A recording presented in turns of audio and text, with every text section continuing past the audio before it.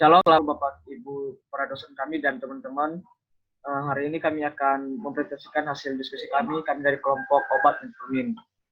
Yaitu ini adalah obat pada sistem endokrin, yaitu antidiabetik, metformin, dan ini adalah fundamental of pharmacology pada sesi 6A. Kelompok kami terdiri dari 7 orang. Dan yang pertama kita akan berbicara soal apa itu metformin. Davis SN pada tahun 2006 dia menuturkan di dalam jurnal Fakultas Kedokteran Universitas Lampung pada tahun 2017. Beliau mengatakan bahwa metformin merupakan obat antihiperglikemik golongan biguanide yang banyak digunakan untuk terapi kontrol diabetes mellitus tipe 2. Metformin bekerja dengan menurunkan konsentrasi kadar glukosa darah tanpa menyebabkan hipoglikemia. Hal senada juga disampaikan oleh Rafian dan Baradaran pada tahun 2013 di dalam Journal of Research in Medical Science tahun 2014. Mereka juga menuturkan, sebagaimana disampaikan oleh Davis, yaitu metformin terutama digunakan untuk pengobatan diabetes mellitus tipe 2, terutama pada pasien obesitas. Metformin telah terbukti mengurangi angka kematian dan komplikasi diabetes hingga 30% dibandingkan dengan insulin, glibenclamide, dan chlorpheniramine. Nama obat metformin ada beberapa. Yang pertama nama kimia itu C4H11N5 atau disebut juga dimethylglucanate hidroklorida. Dan nama generik yaitu metformin dengan nama paten sekitar 35 yaitu Forbetes, Liavac, Gradiap, dan seterusnya. Gambar dari setiap sediaan obat metformin. Di sini ada 6 gambar tiap sediaan obat metformin, yaitu Glucovens, Gludepatic, Metformin, Glucopec, Nevox XR, dan Erape. Di mana ke-6 bentuk sediaan obat metformin ini digunakan sebagai obat yang mengontrol kadar gula darah tinggi pada pasien diabetes mellitus tipe 2. Pada terapi awal, obat ini digunakan sebagai tambahan untuk diet dan olahraga untuk meningkatkan kontrol glikemik pada pasien diabetes mellitus tipe 2, yang kadar gula darahnya tinggi atau hyperglikemia, atau yang tidak dapat dikendalikan oleh diet dan olahraga. Komposisi obat terdiri dari metformin hidroklorid 500 mg. Dosis atau penggunaan obat harus sesuai petunjuk pada kemasan dan anjuran dokter. Aturan pakai obat dikonsumsi bersama makanan atau setelah makan. Efek samping obat dapat berupa infeksi saluran napas atas, dehidrasi, bahkan kerusakan ginjal serta gangguan sistem saraf berupa gangguan rasa. Gangguan pada sistem pencernaan seperti mual, muntah, diare, dan kehilangan nafsu makan. Kemudian, dapat juga mengakibatkan kandungan asam laktat di dalam tubuh sangat tinggi atau asidosis laktat. Selanjutnya, penggolongan atau klasifikasi obat metformin. Metformin tergolong dalam obat keras, di mana obat ini didapatkan hanya dengan resep dokter. Metformin termasuk dalam klasifikasi obat pada sistem endokrin, yaitu antidiabetik biguanide, obat antidiabetik oral yang digunakan untuk pengobatan diabetes mellitus tipe 2, non-insulin dependent diabetes mellitus atau NIDDM. Obat ini hanya digunakan jika pasien gagal memberikan respon terhadap setidaknya 3 bulan diet rendah, karbohidrat dan energi, disertai aktivitas fisik yang cukup. Dengan efek utama, yaitu menurunkan glukogeogenesis dan meningkatkan penggunaan glukosa dalam jaringan. Karena efektif kerjanya hanya bila ada insulin endogen, maka hanya efektif bila masih ada fungsi sel islet pankreas. Selanjutnya, indikasi metformin. Yang pertama, pada penderita diabetes mellitus tipe 2. Obat ini mempunyai efek utama mengurangi produksi glukosa hati atau gluconeogenesis. Di samping itu juga memperbaiki ambilan glukosa perifer, terutama dipakai pada penyandang diabetes gemuk.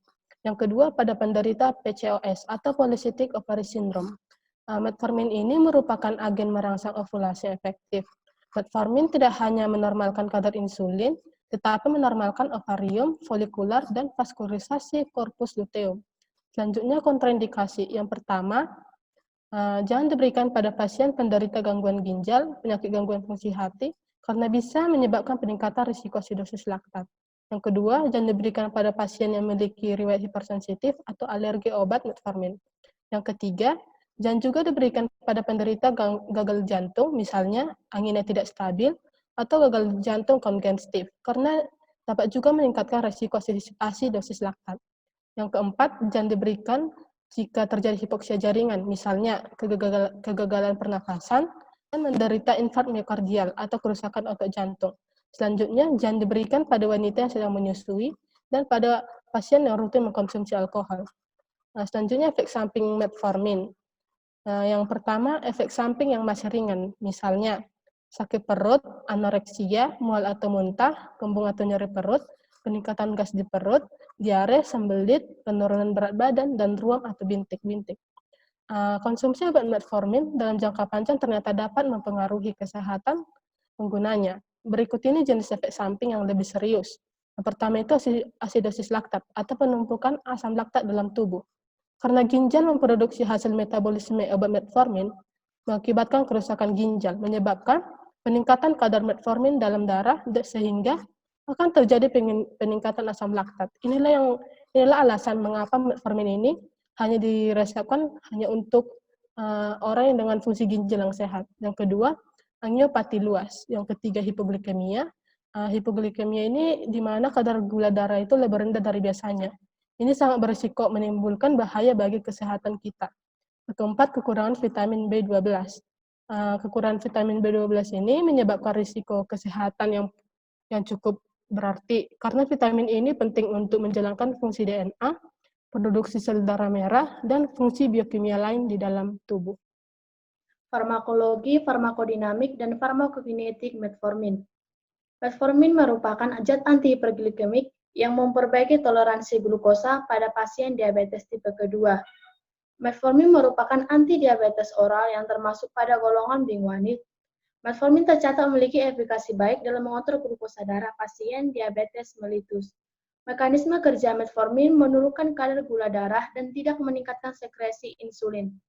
Metformin diekskresi dalam bentuk utuh di urin dan tidak mengalami metabolisme di hati atau ekskresi melalui empedu. Farmakodinamik metformin. Metformin menurunkan produksi glukosa hepatik. Efek ini terjadi karena adanya aktivasi kinase. Metformin tidak merangsang atau menghambat perubahan glukosa menjadi lemak. Metformin menurunkan absorpsi glukosa intestinal. Metformin mengurangi absorpsi glukosa di usus dan menstimulasi sekresi insulin dari sel B pankreas. Metformin memperbaiki sensitivitas insulin dengan cara meningkatkan pengambilan dan penggunaan glukosa perifer. Metformin menghambat gluconeogenesis dan glikogenolisis sehingga akan memperlambat penyerapan glukosa pada usus serta meningkatkan sensitivitas insulin dalam tubuh. Namun bagi yang mengidap diabetes tipe pertama, tidak diperbolehkan untuk mengkonsumsinya. Selanjutnya farmakokinetik metformin. Yang pertama absorpsi. Metformin secara lambat diabsorpsi dari saluran pencernaan. Makanan menghambat absorpsi metformin. Metformin per oral hanya sekitar 70% diabsorpsi di usus melalui proses difusi. Di lambung, metformin merangsang sekresi grelin dan asam lambung. Di duodenum terjadi penurunan sekresi vasoaktif intestinal peptid dan peningkatan sekresi serotonin. Sedangkan di ileum, metformin menghambat degradasi GLP pertama dan juga menghambat absorpsi vitamin B12 serta garam empedu. Yang kedua yaitu distribusi. Metformin dapat terdistribusi masuk ke dalam eritrosit. Ikatan metformin dengan protein plasma adalah minimal dan dapat diabaikan. Metformin memiliki volume distribusi kurang lebih 358 liter sampai dengan 650 liter. Metformin tidak terikat oleh protein plasma, sehingga tidak memungkinkan terjadi penghambatan atau interaksi pada jalur distribusi metformin. Yang selanjutnya itu metabolisme. Metformin tidak mengalami metabolisme hepatik atau saluran gastrointestinal. Oleh karena itu, tidak mungkin mempengaruhi terjadinya interaksi. Yang terakhir yaitu ekskresi. Metformin terekskresi melalui urin sebanyak 90% dalam bentuk tetap. Metformin memiliki waktu pereliminasi 4-9 jam dalam setelah pemberian obat. Cara pemberian obat metformin. Obat metformin diberikan lewat oral dan diberikan setelah makan. Dosis rekomendasi, dosis waktu puncak, dan dosis waktu paru dari obat metformin. Yang pertama, dosis rekomendasi. Dosis awal obat metformin yaitu sekitar 500 mg dalam satu tablet 3 kali sehari. Pemberian metformin 500 mg dalam beberapa hari biasanya cukup. Apabila efek yang diinginkan tidak tercapai, dosis dapat dinaikkan secara berhati-hati yaitu maksimum 3 gram per hari. Bila gejala diabetes telah dapat dikontrol, dosis dapat diturunkan.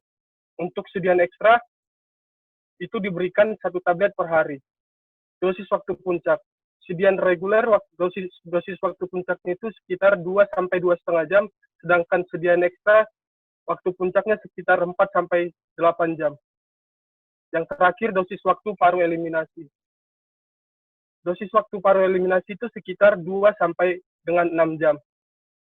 Nursing consideration obat metformin. Sebelum melakukan pemberian obat metformin, perawat harus mengkaji TTP pasien terlebih dahulu, mengecek kadar glukosa darah pasien, mengecek fungsi ginjal, menjelaskan kepada pasien mengenai obat yang akan diberikan yang harus diketahui oleh pasien.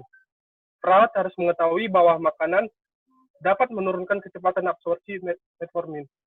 Yang terakhir, sebelum melakukan pemberian obat metformin, perawat harus mengevaluasi apakah penjelasan mengenai obat yang diberikan sudah efektif. Selama pemberian obat, perawat harus memonitor respon pasien terhadap obat, seperti kestabilan kadar gula darah pasien, dan memonitor efek yang buruk, seperti hipoglikemia dan gastrointestinal distress. Setelah melakukan pemberian obat metformin, perawat harus menyimpan obat yang tersisa di bawah suhu 30 derajat Celcius dan terlindung dari cahaya matahari. Yang terakhir, menganjurkan pasien untuk segera kontrol kembali ke dokter jika diabetes semakin memburuk meskipun sudah diberikan pengobatan. Indeks kehamilan. Terdapat beberapa kategori indeks keamanan kehamilan, yaitu kategori A, kategori B, kategori C, kategori D, dan kategori X. Menurut MIMS Indonesia, metformin merupakan bagian dari kategori B, yaitu pernah dilakukan studi kepada hewan dan hasil percobaan tidak memperlihatkan adanya risiko terhadap janin. Tetapi, tidak ada studi terkontrol yang dilakukan kepada manusia, terkhusus pada wanita hamil. Studi terhadap reproduksi hewan memperlihatkan adanya efek samping atau selain penurunan fertilitas. Belum ada penelitian khusus pada wanita hamil di trimester pertama. Menurut sumber lain yang kami gunakan, yaitu buku obat-obat penting, khasiat penggunaan dan efek samping edisi ke-7, dikatakan bahwa bagi ibu hamil dan menyusui tidak disarankan pemberian metformin, sehingga akan diberikan insulin parenteral sebagai ganti metformin. Baiklah teman-teman, sebelum kita konsumsi suatu obat, ada baiknya kita mengetahui peringatan atau precaution yang ada untuk meminimalisir efek yang merugikan serta mendapat efek terapeutik yang diinginkan. Yang pertama itu, beritahu dokter atau apoteker jika alergi terhadap metformin atau penggunaan obat dan vitamin tertentu karena dokter mungkin perlu mengubah dosis obat. Ini karena beberapa orang memiliki alergi, maka itu penting untuk melakukan tindakan antisipasi. Yang kedua, beritahu dokter jika sedang atau pernah memiliki kondisi medis dengan peringatan penting. Contohnya riwayat penyakit masa lalu yang memiliki peringatan penting atau pantangan tertentu. Ketiga, beritahu dokter jika sedang atau rencana hamil atau sedang menyusui, karena obat ini tidak dianjurkan pada ibu hamil, karena ada belum studi pada ibu hamil sendiri. 4. Beritahu dokter jika Anda makan lebih sedikit atau berolahraga lebih banyak, karena mempengaruhi gula darah. Ini mencegah terjadinya hipoglikemi. Kelima, evaluasi keadaan hati dan ginjal yang merupakan risiko utama dalam acidosis laktat. Obat ini hanya dikonsumsi bagi orang yang fungsi dan hatinya itu baik, agar obat tidak terakumulasi dalam tubuh. Yang selanjutnya, tidak dianjurkan untuk pasien di bawah umur 18 tahun dan di atas umur 65 tahun. Hal tersebut karena belum ada studi tentang keamanan dan keefektifan obat pada usia di bawah 18 tahun. Dan pada usia di atas 65 tahun, itu terkait fungsi ginjalnya sudah menurun. Kedua, pasien tidak dikonsumsi alkohol, karena asupan alkohol dapat menyebabkan efek metformin pada metabolisme laktat. 3. Monitor kadar glukosa darah untuk menentukan dosis efektif minimum dan mendeteksi kegagalan primer dan sekunder. Keempat, jangan mengemudi atau mengoperasikan mesin jika Anda mengalami hipoglikemia. 5. Jangan memulai atau mengatakan obat apapun tanpa persetujuan profesional kesehatan Anda.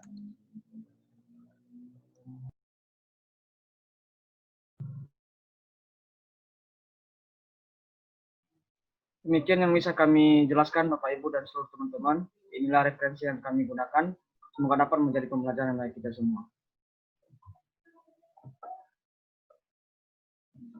Terima kasih dan shalom.